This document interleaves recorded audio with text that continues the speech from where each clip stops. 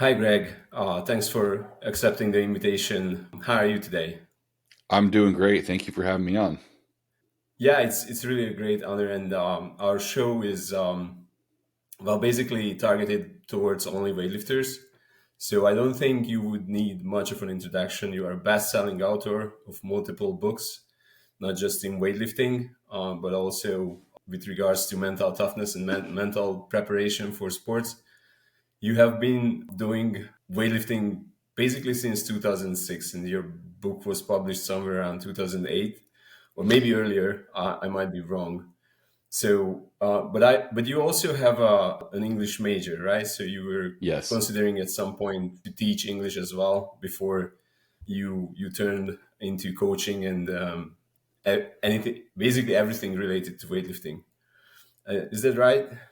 Yeah, and thankfully I dodged that bullet. I think I would have been miserable teaching in a classroom. I taught one college course for a semester like 100 years ago, and I couldn't get out of there fast enough. I couldn't stand it. So coaching for me was Imagine. so much better because it's still teaching, but it's you have total freedom with how you do it, who you work with, all the things you don't have in teaching within a school.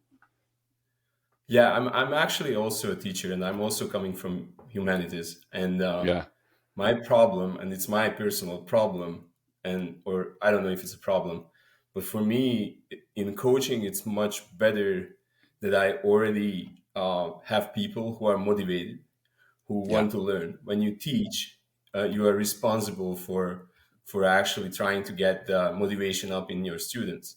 So you don't really have that freedom, and that freedom is there when you coach, because basically people turn to you because they want to learn something uh, right. from you. But what get you from humanities to weightlifting? I mean, I don't know how it is in the States, but in Hungary, it's kind of like a rare combination to go from an interest in humanities to weightlifting.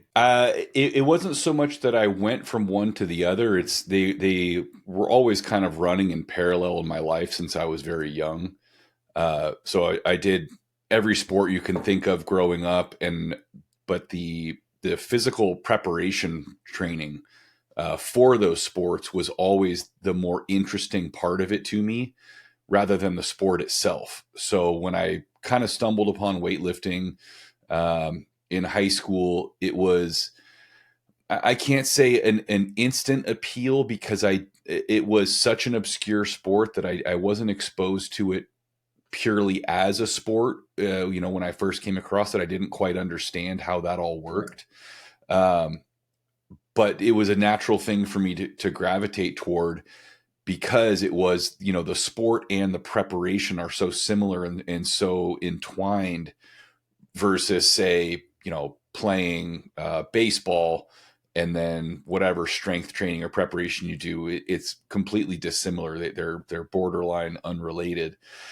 So I think that was natural for me, and so I had been doing that sort of thing my whole life. So it was really a matter of having a series of opportunities and kind of meeting the right people at the right time, and realizing that I could actually turn this into a living somehow. I didn't quite know how at the time when I started, but ended up working out pretty well, 20 years later. Yeah, I mean that was the time when YouTube just came along, and then Instagram later in the mid 2010s. So, yeah, I mean, those brought up great opportunities. And then you mentioned in a podcast about your book that you wrote it because you wanted to have something you wish you had in high school Yeah. about weightlifting. So how did that process look? How you learned all the stuff that then merged into that book, where you also talk a bit about the lifting ratios, which is our topic basically for today. But Sure. just the process of writing it, if you could give some insight into that. Yeah, I mean, I had a good mentor for a coach, Mike Bergner. He was my first weightlifting coach. I worked with another coach named Bob Morris, who had been one of the coaches at the U.S. Olympic Training Center for years, and I was eager and curious enough to, interact with the other coaches I was exposed to. which at that time were nearly all American, because this was very early kind of internet era where we didn't have the ability, like you and I never would have crossed paths, for example. Yeah, And most probably, yeah. later I was able to interact with a lot of other international coaches from various programs, and of course that always contributes to your knowledge. But early on, like admittedly, I wrote that book prematurely, in the sense that, and I knew it at the time, but I went ahead with it for a number of reasons. The biggest one being that there just wasn't something out there that I felt was useful enough for an absolute beginner who had no access to coaching. And again, this is like really early internet era, so you couldn't just type in how to snatch. There was nothing out there. And so it was kind of like, yeah, I'm not entirely qualified for this yet. I really haven't accumulated enough experience as a coach, but I know enough to create this thing that's going to help this certain demographic of people. And then, over the years, as you accumulate more and more experience as a coach, as a lifter, of course, you revise and you add to it, and it's become what it is today. And of course, I'm years behind on doing the next edition, but I'm trying to get around to that. So yeah, it was just picking up pieces from here and there. And I think that one of the best experiences for me was writing that book, knowing that I shouldn't be writing this book, right? I had no business putting out a book uh, on this topic. I But can then, relate to that. yeah, but then getting the validation from these like really experienced high level coaches saying like, yeah, like you got all this stuff down, you did a great job. And so that was what kind of propelled me to continue with it. Like I wasn't getting this book to coaches and they were going like, "What, God, this is so bad. Who is this kid?" And so that was really encouraging, and that kind of helped, push me to continue making things better and better, and putting out more content. Right. That's great. I mean, I think a lot of people will be held back by that initial fear of not being good enough for doing something, and they don't realize necessarily that just do it, and then eventually you will, even if you fail, you get feedback, and then you can drive it again and try again and make it better. So Right. that's a great story.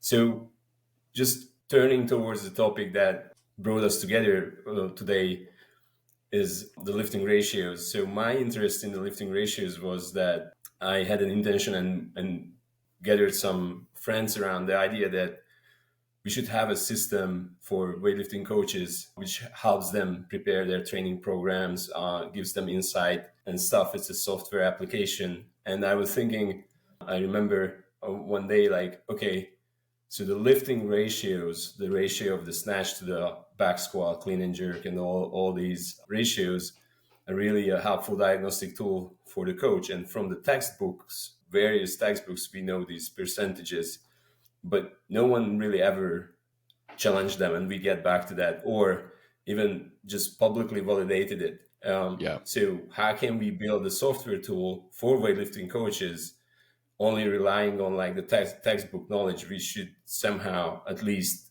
verify that those numbers are correct. So Yeah. that was my primary motivation for getting into the ratios. And I went by a book, Managing of the Training of Olympic Weightlifters or Weightlifters, read the English translation, and that's where I saw like the exercises that were selected and stuff. But what was your first, if you can recall, your first encounter with the lifting ratios, and how did your survey come about which I learned through your newsletter, to which I'm a subscriber, where you basically collect almost the same type of data? Yeah, when I saw yours, I realized like, I should have added a few more things I didn't think about, but I'll circle back to that at some point. Uh, I the earliest related thing I can remember encountering was the old Soviet classification system. Where you have the candidate for master sport, international master sport, and kind of recognizing that as this useful utility where we can kind of create this stratification, and then maybe we can use that to help guide our program design with the assumption that a person within a certain level has a certain amount of training experience. They're probably a certain age. They have certain tolerances for volume, or whatever. And so it's kind of this loose guideline. And so then that made me think, well, how does this all relate to the strength lifts versus the competition lifts? And at this time, this would have been early 2000s. Again, there wasn't a lot of information. There were English translations, like you said, of several of the Russian manuals from Bud Charnaga, but otherwise it was really piecemeal. And even those, it's not a real cohesive collection. I mean, some of their collections of articles from various places, and some are more research oriented. So it's hard to kind of piece that together into like a real coherent, simple system. And at that time, there was still a lot of influence from kind of like the powerlifting world on how Olympic weightlifting should be done. And so, of course, there's a big emphasis on, no, you just have to get stronger.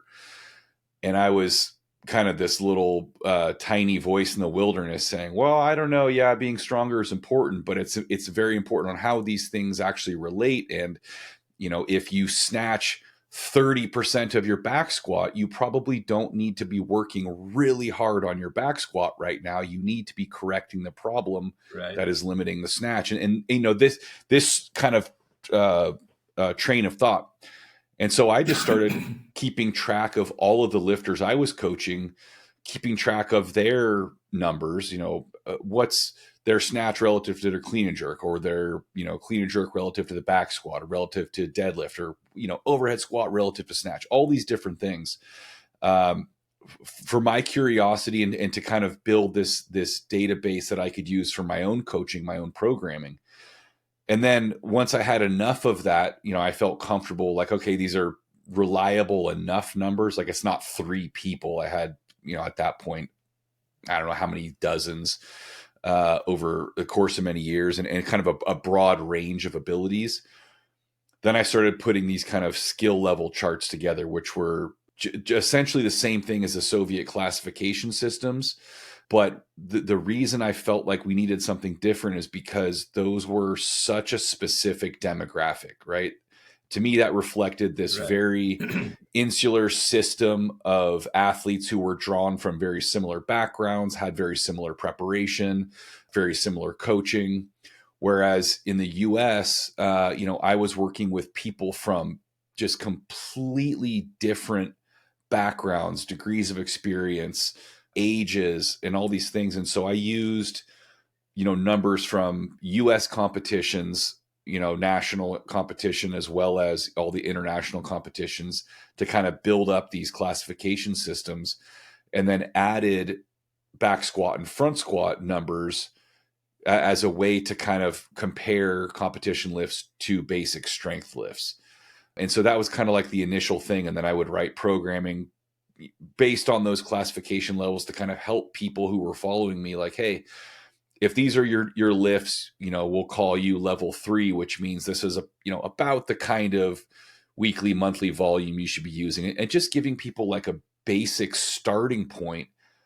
Because you have people like, okay, I just learned weightlifting 2 weeks ago, and now I'm going to go try to get programming from a Russian manual translation that is geared toward international master of sport level weightlifters. It doesn't make any sense. And so there was like, I was just trying to fill in all these gaps that Right. existed from my perspective. Right.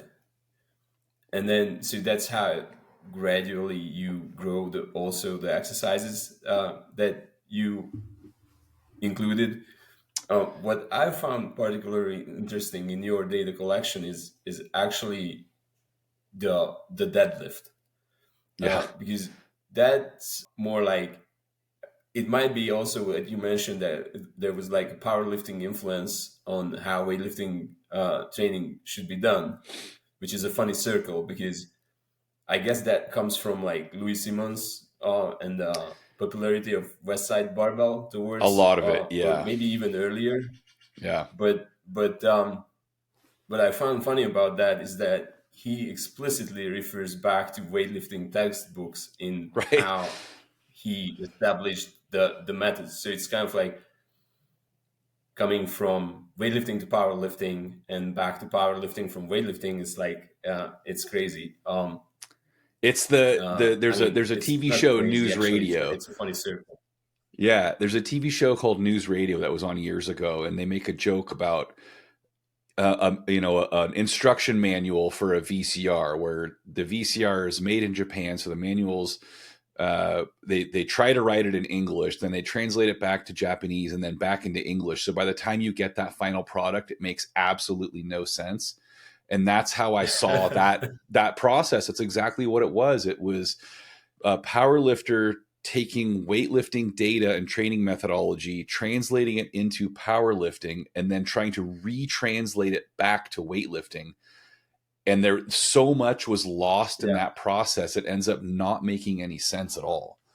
It's like, well, why don't you just go back yeah. to I the think original? yeah, I think what since I named Louis Simmons here, I think what he did actually is like first filtered it through his experience. So the way I see it, he combined like two things: the super training book with all these kind of like muscular adaptations and neurological adaptation times and plyometrics and whatnot that you can find there. And then you have like a weightlifting textbook, which was like the weightlifting for all sports, or I don't remember the exact title, but Yeah, I one know of the which one you're authors was talking about. actually the Tomáš Ayan, and the Romanian coach was the author of that book, and he took like the dynamic effort, like Simons took the dynamic effort, the max effort, Right. and all this repetition method that he's using in his own from that book, and he references that book. That's how I learned, even though I'm sitting in Budapest. That's how I learned about Right. that book through Louis Simons's reference. Even though I went to, at that time, I went to like Hungarian clubs. I asked coaches for like, okay, do you have? And one of the oldest guys in at the Technicals Universities club had the copy of that book. That's how Oh wow. I Yeah. managed to get it. Anyhow, so that's the. So I think there is merit in what West Side Barbell is trying to do for weightlifting and Simons's experience, but still, I just find it funny that weightlifting fitness for all sports. I think that's the title of the book, and it Okay. was published in 1988. Yeah, that sounds right. And it's a very rare book to come about. Actually, I couldn't even find it in the National Library's register here, actually. So Hmm. when I was Yeah. trying. So it's definitely not for takeaways. Anyhow, I digress. So yeah, so what's the back to the question. What's the deadlift in the exercise selection for your survey?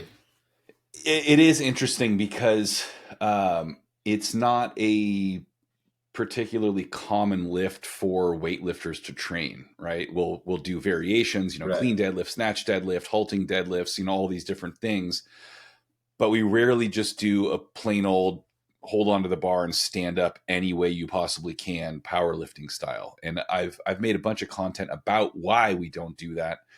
But the reason I include it is because so many people now are coming to weightlifting with a CrossFit or powerlifting background, and the deadlift is kind of this That like makes sense. universal measure of strength, uh, right? So like Right. everyone can kind of relate to it versus say like a bench press, where that's going to be everyone knows what a bench press is, but they don't all train it, so they don't have a number to work with. And also, trying to make a ratio between bench press and snatch is a futile endeavor anyway.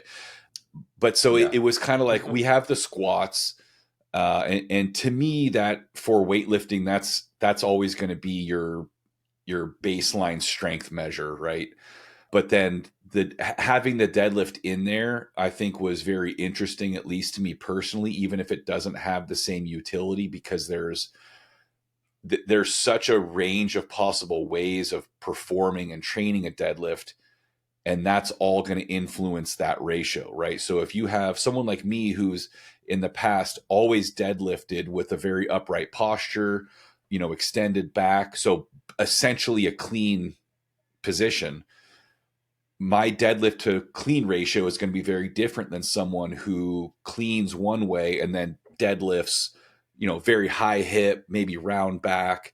They're going to have a much bigger gap between those two lifts. So it's definitely not the number that you want to use if you're looking for pure accuracy. But I think it's an interesting thing to be able to look at, if for no other reason than to show people how it's so unreliable as a measure to use in within those relationships. I see.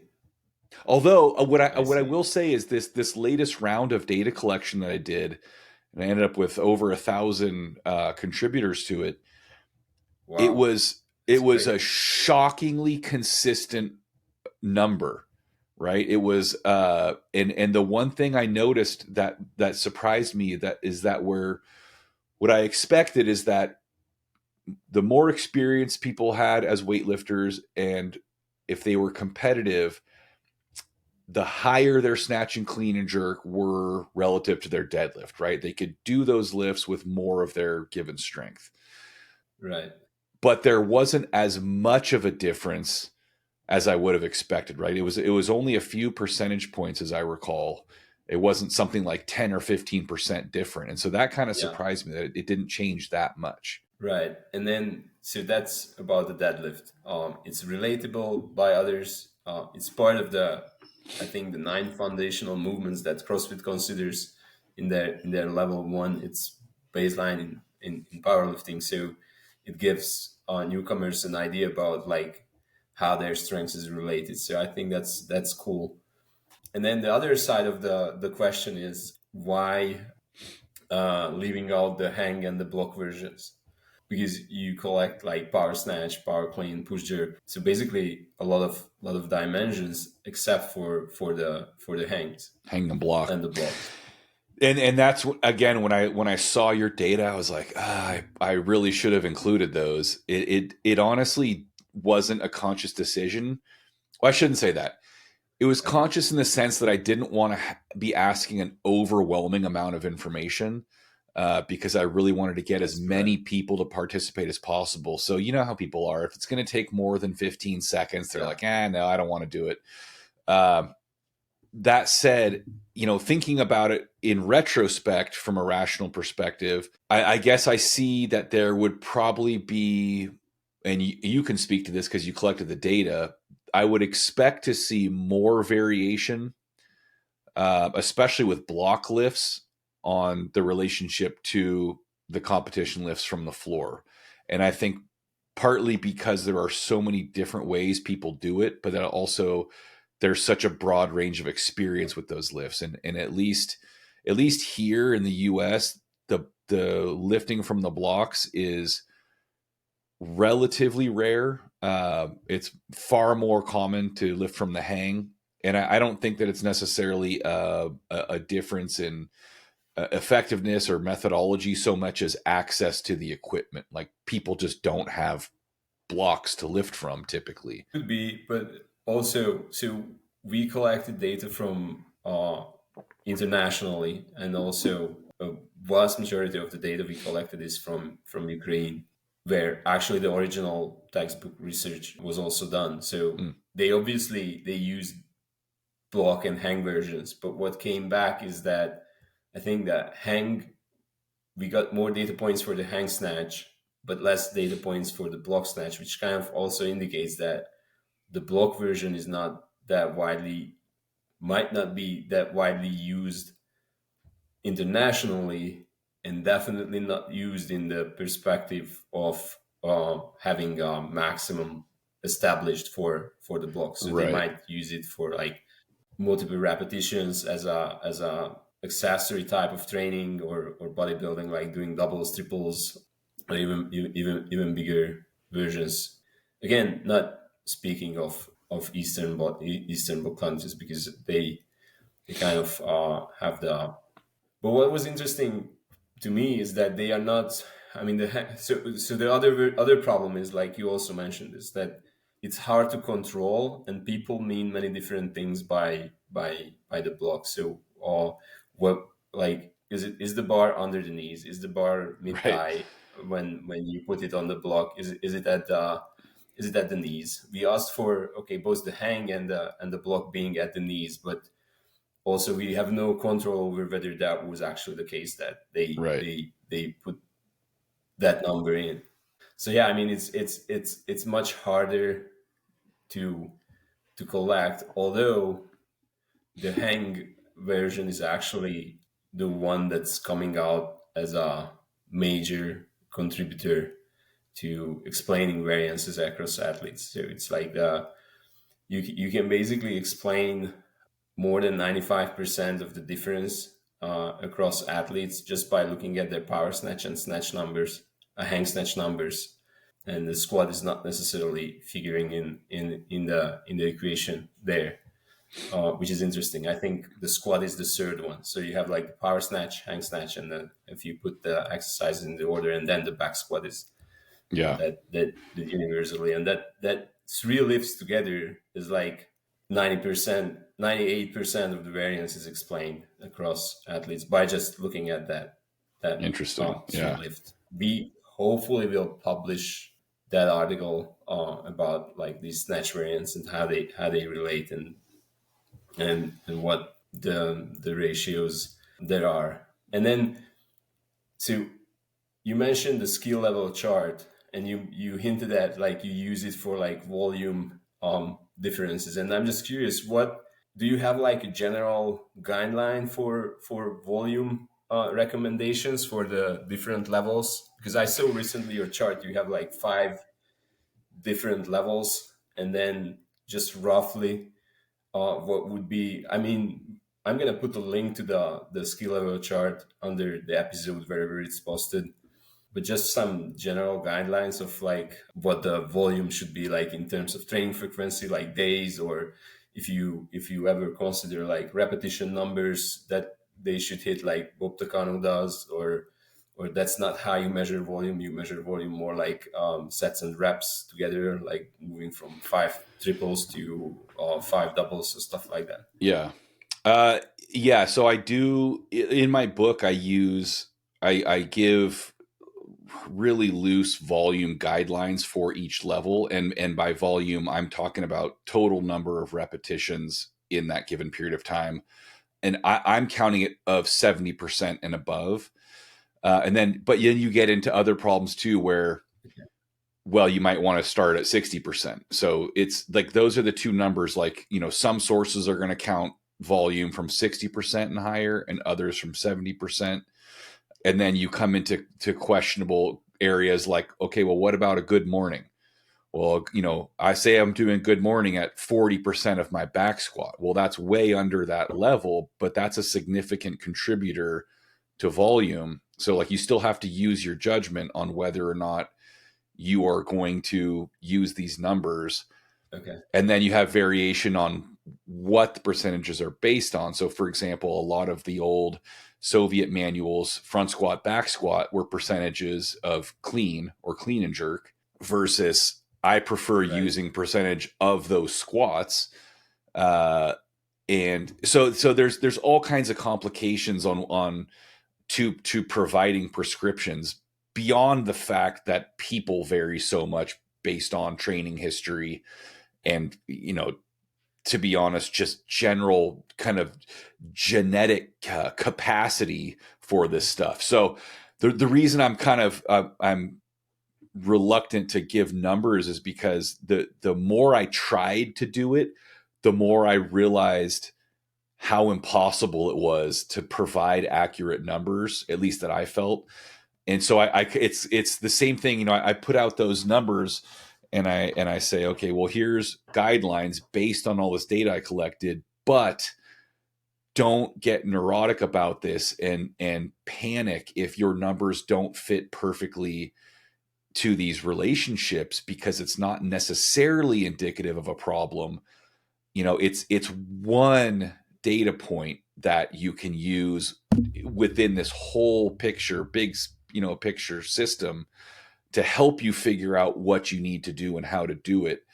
And I think the problem is that all of us are guilty of it at some point, is we get fixated on one specific element, right? And then all of our training and Yeah. coaching goes in that direction, and we forget all these other things that contribute to the problem or whatever it is we're dealing with. And so with the volume, and I'm going far afield here, but with the volume, just in my own personal coaching, I see so much variation on what an athlete responds best to, despite whatever characteristics we're trying to use to guide that. So we have a biological age, training age, then of course training age. Okay, so training age just with weightlifting, or what about if their previous sport was, say, like throwing or something, where they're training similarly, but not necessarily the same skill level. And so it just gets so complex. At some point, I just kind of say, I'm going to do this more intuitively. We're going to start here, and we're going to adjust based on how you personally respond to this, versus trying to Right. fit the real person into the formula.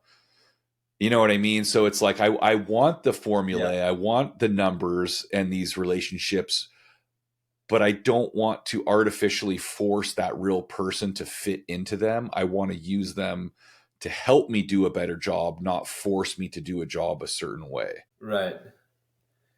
Right. So I'm gonna run my idea with you now, because this is something that I was thinking about lately, and this is with volume related. Instead of because I also had problems like, oh, they have to do like 1,200 reps in this preparatory phase in this 4 weeks, and then Right. when I was trying to do the program, oh, but they only train like 3 times a week, maximum four. How am I going to do that? And how they gonna be basically one day, 2 hours in the gym, but they don't have that time, Yeah. kind of thing. So I was thinking like, what if I turn this around and just focus on the time they have to work out, and then figure out, okay, what would be like an average number of working repetitions that in that time frame Mm. they can do. And I came up with this number, like that's 50 reps, Yeah. because that's a 5 times 5 squat, let's say, and then they do two other exercises, bunch of doubles at one exercise and triples another, and that's three exercises in a session. That's going to be roughly about a 60-minute workout, if they like, not really Not counting on their all their phone. foam rolling and yeah, stuff. And then I was also thinking like, and this is what I'm trying to look up, because there seems to be like, also it can be supported by claims about like how much our homeostasis is actually able to handle the workload and create positive adaptations. There's a time limit for optimal hormonal response to training. Yeah. So if we look at that time limit, and that might vary from person to person as they go along, but if we go with this time constraint, look at the possibilities that we on average have, then we come up with something like, okay, so an average adult will be able to handle on an average week something like 250 reps, because that's five Yeah. times of training in an average day. Each of them averages out on 50, and one training day it might be 80 reps, and another it might be just 40. But Sure. but that's my idea of handling like repetitions, Yeah, and I think it's um, it's with a it's a respect to good volume. approach, because again, you're taking into account the immutable facts of people's lives, right? So it's like, it's the same idea where I look at the Soviet information and I say, well, I can't just apply this directly to the people I'm working with, because their lives are completely different. So if you have a lifter who is, let's say, state sponsored, all they do is they train, they eat, they sleep, they do recovery, therapeutic intervention. That's their whole life. So you can write programs for them based on this ideal situation where the time is not a factor other than like what you're saying with hormonal response and potential things like that. But again, you're writing the ideal program that is not constrained by job, family, whatever other obligations that the typical coach is going to be working with. And so I think I can't remember who it was. It was God. I'm blanking now, but he was an American athlete. He went back to his country of birth to train for a quad, and I remember there was there were parts of his training program that were constrained by time. So in other words, it wasn't do X number of sets and rep of this exercise. It was 30 minutes for this exercise. And that was the first time I had seen that Yeah. actually in writing from a high level coach. And so I think there are definitely times that is a really sensible way to do it. And it is interesting that you reverse engineered it and you came up with something like 250 reps a week, which is a really solid number for a typical, intermediate to advanced ish national level lifter. I think, an adult with Yeah. outside obligations that they're able to manage productively. So that's interesting that you were able to arrive at that same kind of number. Yeah, I mean, it's just personal experience, and it also, I think, depends on like just really thinking about how much time it takes, because you do 5 times 5, that's 3 minutes rest in between usually if you go heavy, and if it's squats, anything less than 3 minutes could you might not finish the set, and then that's already 15 minutes in, Yeah. and you still have to do the sets, and then you walk around and stuff. So that's anyhow. Yeah, I was also surprised that it's close, and because like you can, if it's an average, you can make it 300 in one week, and then you can make it 200 on the other week and stuff. The problem arises, I think, is that okay, what if they already accommodated to that much volume? So where do you put in Mm. more? Like that's when people basically need to turn to like super professionals and then do Yeah. multiple sessions or something like that. I guess because they if the volume is the only thing that actually drives the adaptation, so to say. If that's the only thing that we can modulate, so that the compensation, super compensation, happens for the athlete. And coming back to one point that you made is like the fixation on one thing, and part of my motivation was also like I saw a lot of these, and you also mentioned in a recent post that you got a lot of questions about okay, if this is my squat, then how much should I snatch? Yeah. So my motivation was also like it's not as simple as that, and part of the reason like or the way these Soviet textbooks were built is basically, if you think about like the exercises that they looked at power snatch, hang snatch, block snatch, and overhead squat. That's basically kind of like a teaching progression for the movement itself. So you would basically, that's how you would teach someone. You would start from the high hang, get down. If you have that top down approach, going down to the bottom, probably you would first teach them the power snatch because it's easier. Then Yeah. once they have confidence in the overhead squat, then you turn around it, and then it's that like the mixture of these. If you measure each part of the strengths in each of these movements, that's how you use it as a diagnostic uh, Right. tool. So that was the idea, similar to what you've been doing. And then the snatch balance. That's my last question. What's the story about the snatch balance in the survey? uh, What do you think it adds to next to the overhead squat? Because the overhead squat is obviously measuring like the overhead strength and stability of the athlete, mobility even. What yeah. what is the So snatch balance? it's the snatch balance is so the overhead squat that is your basic snatch receiving position, strength, mobility, stability, exercise, and measure, right?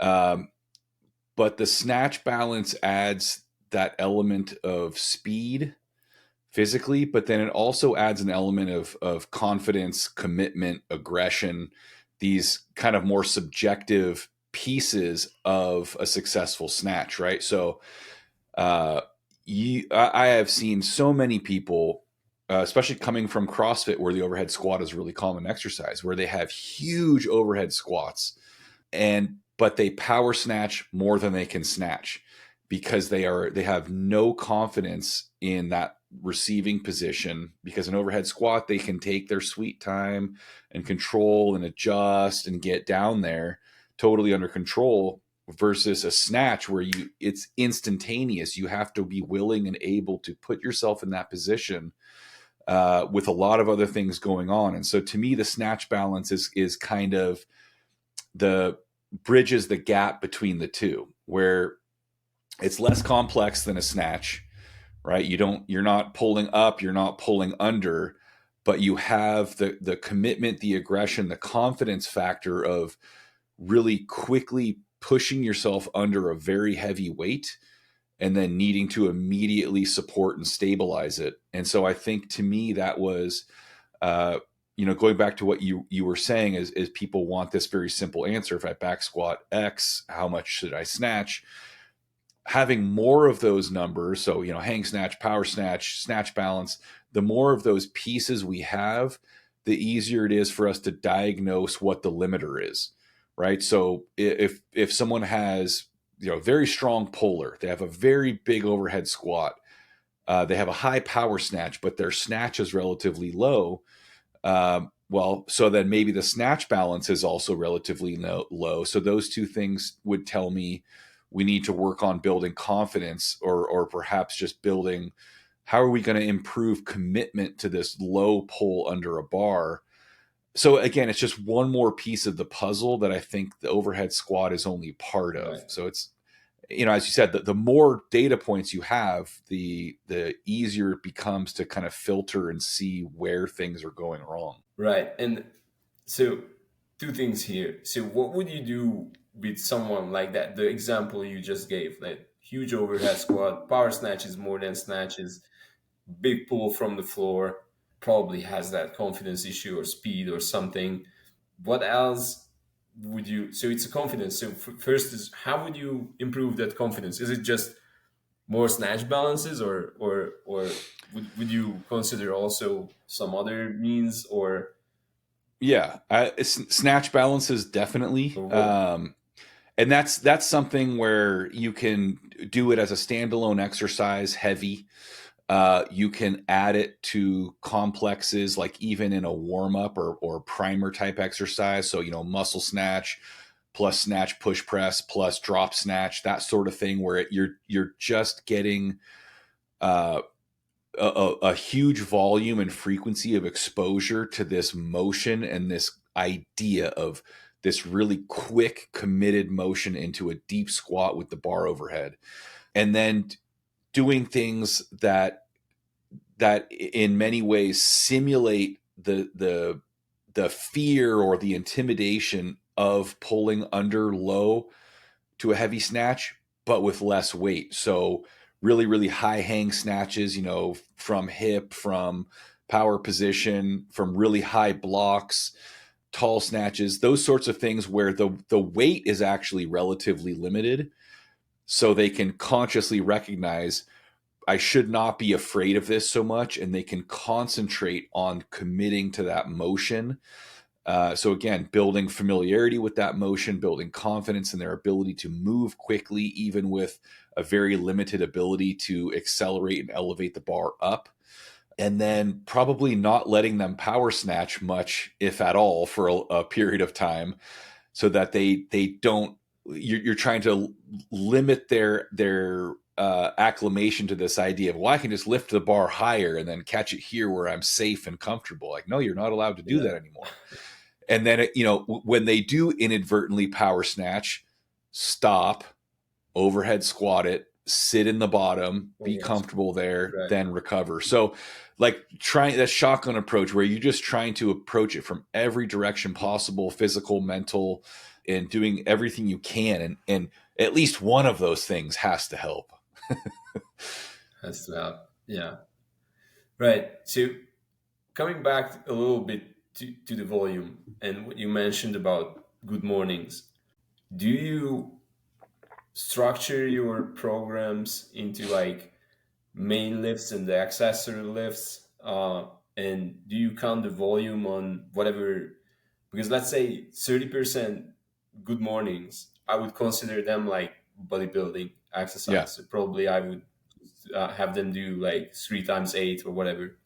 Um, is that part of the volume that you consider, or that's always additional accessory, So or good morning what's your specifically approach on is a that? tricky one because as you said, you could kind of go either way with that. And the reason that I tend to look at good mornings as more of a main exercise is because of the fatiguing effect they're going to have on the lower back. So I look at accessory I see. work or bodybuilding type stuff, dumbbell curls or, lunges, things like that. They're not going to have a significant effect on that athlete's ability to recover and train for a subsequent session, maybe is kind of the loose way I look at it versus a good morning. If I have a lifter Okay. do a good morning on Tuesday afternoon, and then they have, say, very heavy cleans on Wednesday morning, that's a potential thing that's going to interfere with their performance in that clean and their ability to do it properly. And so I think that's more the way I kind of Okay. look at it, somewhat casually. Like I don't, it's not a real strict way of doing it. Versus if they do a bunch of dumbbell presses or rows or something like that, they can go in and do heavy cleans, and it's maybe they're a little sore locally, but it's not systemically. It's not going to be a problem. And it's not going to affect a part of the body like the lower back that has a potential limiting factor on those primary lifts. So I don't formally separate them and say like, okay, I need this percentage of volume from accessory work and this percentage of volume from main lifts or supplemental lifts or whatever. But I do my calculations when I write a program for a lifter, my spreadsheet has the volume calculations each day and each week that is only covering those main lifts. And then the accessory work I volume see. is a little more loose. Like I have a sense, obviously, of how much or how little, and I'm going to reduce the volume of accessory work kind of as we get to closer to competition. But I'm not actually calculating that figure typically. Yeah, that makes sense. And then what is the percentage reference for you? Is it the actual maximum, or do you reduce the numbers? Because a lot of coaches like, I'm gonna do pulls on the snatch percentage. I'm gonna do power snatch on the percent relative to the snatch maximum, not the power snatch maximum, and stuff like that. Curious. Specifically to polls or in general, am I doing percentages In based on? general, and Okay. then in particular for the pulls. So yeah, so I always if I prescribe percentages, it is a percentage of their current one rep max, real max in training or competition. I don't care. It's whatever the most they've ever done in that lift. Not ever. The most they've done in that lift recently, so that we know it's an accurate max. Um, and Okay. in cases where we don't have an accurate max, so like let's say I have a lifter who was a 64 kilo lifter and she's cut now to 59, and we haven't tested her max snatch or clean and jerk yet. Then I'm going to probably estimate a little bit on what I think that adjusted max is, and in some cases it may not be different. In some cases it may be a few kilos lower, and then prescribe based on that. So there's definitely some estimating going on. And then with regard to polls specifically, that's the real tricky one because again, what is the limiter on that lift? So I'm always going to prescribe polls as a percentage of snatch or clean, right? So if I say 90% snatch pull, that's 90% of the one rep max snatch. However, if we Right. have someone whose snatch is limited by, say, mobility or some technical flaw, not the kind of baseline level of strength, then that means, say, like a 90% snatch pull is going to be the equivalent of maybe 75 or 80% for a more balanced lifter, which is going to be way too light for what we're trying to accomplish. And so in a case like that, I'm going to adjust the pull weights up. So it's not that I'm prescribing a higher percentage directly. It's that I'm recognizing the fact that the percentage I would normally use is not going to be appropriate, and I'm going to rely more on that specific lifter's historical performance and abilities when I prescribe weights.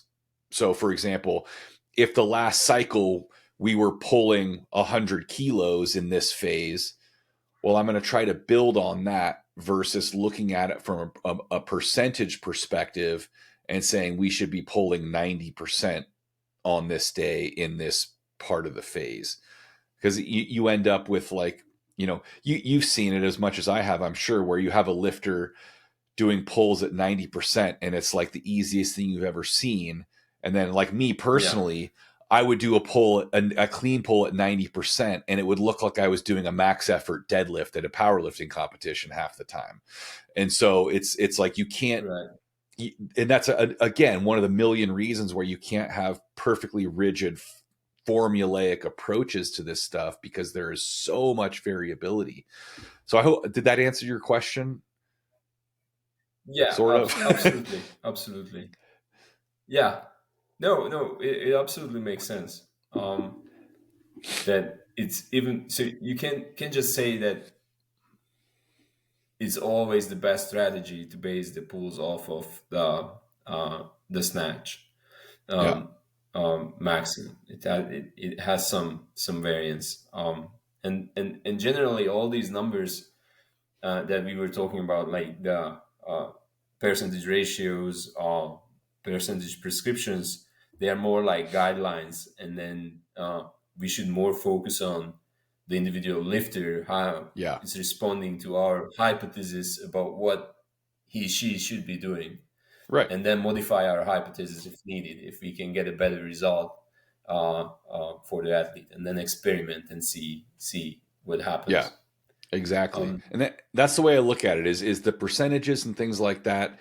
That's your starting point. So if you get a new athlete you've never worked with before, ideally you're going to look at their previous programs to get a sense of what they're capable of, how they've been training. But then if you're prescribing exercises they've never done, you don't have historical performance, then you're going to rely on your knowledge of what appropriate percentages are as a starting point. And then, like you said, evaluate, is this too heavy? Is this too light? Is this appropriate? And then adjust. And then once you've had multiple training cycles with that athlete, you have all that data that is totally specific to them. So, like when I'm writing my athlete's next training cycle, it's totally based on their previous training cycle, right? And I know this is what we've done. So even if I'm yeah. changing things in that cycle, I have all these previous figures that I can rely on, that I know are accurate. They're recent. I know they're actually done. It's not just theoretical.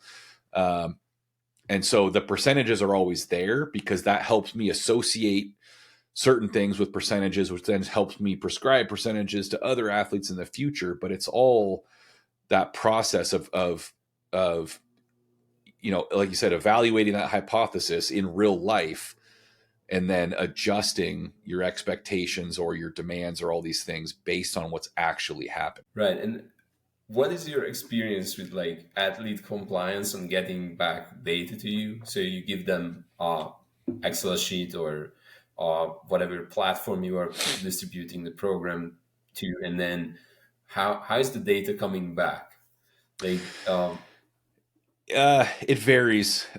I've had athletes who are very bad at okay, communicating, and you have to hunt them down and say, I need this number. Like, you want me to write your program for next week, but I don't even know what you did on this last week. Like, where are you? What's happening? But for the most part, the okay, athletes I work with individually, I have a limited number of athletes I work with in that way. It's right now, I think it's about 15. And that's, to me, with everything I have going on, that's about as It's a many as I big can number. handle and do a good job. And even that, it's like pretty overwhelming Yeah, sometimes. But they're, for the most yeah, part, very good about every day they check in. Here's my workout. Here's some videos. If I adjusted, here's the new weight I did, or whatever. And then I see the video, so I see their level of effort, and then I can adjust based on that in addition to whatever my plan was.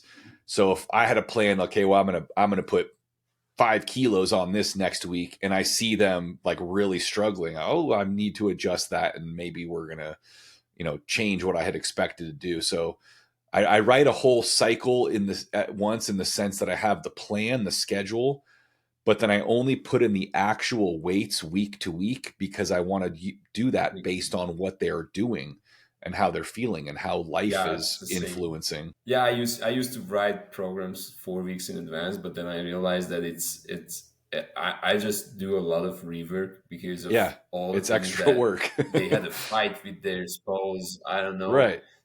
They got drunk too many times before. I mean, Yeah. it's crazy. And then okay, so I have the structure. I'm not gonna change the exercises anyways for 3 weeks, but let's see what happened this week and then move on. Right.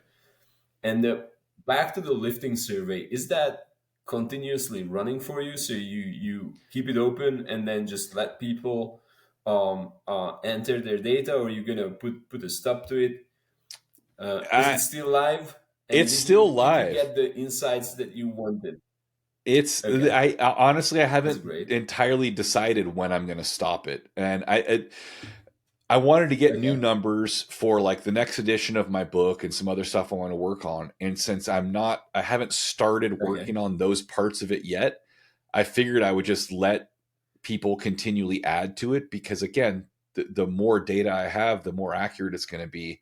Um, so I think once I actually start putting those numbers to use, I'll put that on pause, so I have that set of data that I can use right, that's not changing. And then who knows, in 5 more years, I'll open it back up again, maybe. right.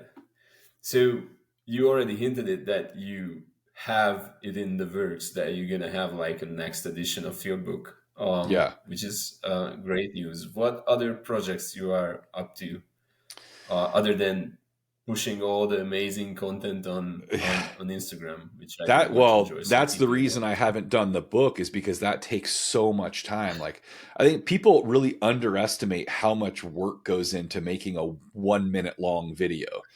I mean, if you do a good job, you're Yeah, not you just are like, doing a hey, here's great me in the job. gym.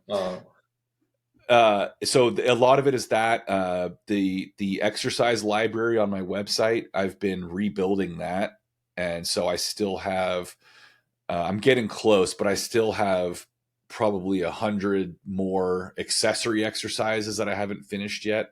Everything's filmed, but I still have to do all the other back end work that goes yeah, up to that. So I'm trying to finish that.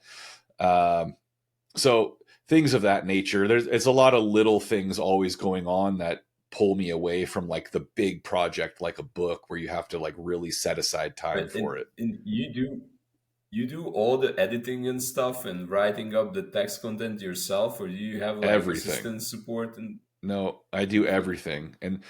But I that's the had only that way. suspicion because Yeah. That's the only way I can work.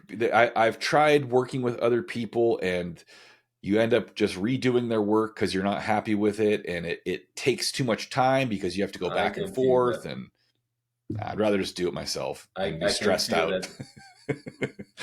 I can feel that. I mean, I get that impression because when I scroll down on your website, I saw that no, it's not Oh, yeah. WordPress, and that was like that was a funny stuff for me. It's like, did you get that question? Like, I used to get it because the all first the time I time. built Yeah. something, Yeah. Say, who built your uh, website, or what WordPress template is this? It's not. Just stop asking me. it's but it has a very nice consistent style. So you did a great job with all that. The branding is consistent. I think it clearly shows your values as well. Like it's it's neat. It's communicating very well. Thank you. You should consider trying like the new AI tools they are publishing out. Like they are very good for marketing. Yeah, everybody keeps telling me that, and I'm so reluctant. I had one guy message me, and he's like, you know, why aren't you using AI to do this stuff?" And I said, "Give me an example of what I would do with it." And he said, "Oh yeah, watch this, great." And he goes to Chat GPT and he says, you know, how to teach the snatch according to Greg Everett, or you know, something, some prompt like that, and it returns this like 10-step Yeah. list. And I said, this is interesting. 5 of these 10 steps are literally the exact opposite of what I teach. And it's like, so this is why I'm not going to use it, because it may work for certain things, but then I have to go and check it anyway and then fix it. So it's like, am I saving time or am I adding more to my list? So the marketing stuff, I think, is if I I ever see your use point. it, that would be more appropriate. Um, but I just hate marketing and promotion, period. So I just try to avoid it altogether. I just put Well, stuff out and I say, please help me. I'm nice. you are very good on marketing, despite all your negative emotions towards it. Actually. All right, Greg. Thank you so much. I learned a ton. I enjoyed it very much, and I think yeah, I will post a link to the lift survey. And yeah, it was a great conversation. Pleasure to online meet you Yeah, and and talk I'm looking through forward to the this paper thing. and all the information you Yeah, guys put together. Uh, I think it'll be really yeah. interesting to have I that hope. stuff out. I had like resubmitted the draft, and this is only for the snatch piece. Yeah, 3 weeks ago. So they should come back in a couple of weeks. It's a hustle lately, and then I'm still working on the clean and jerk part, which, given your generous contribution, it will be reshaped to a lot, because of all the data that now we have is makes a difference actually. yeah, So awesome. so yeah, thank you for that, and then take care. All right, thank Bye. you. Take care.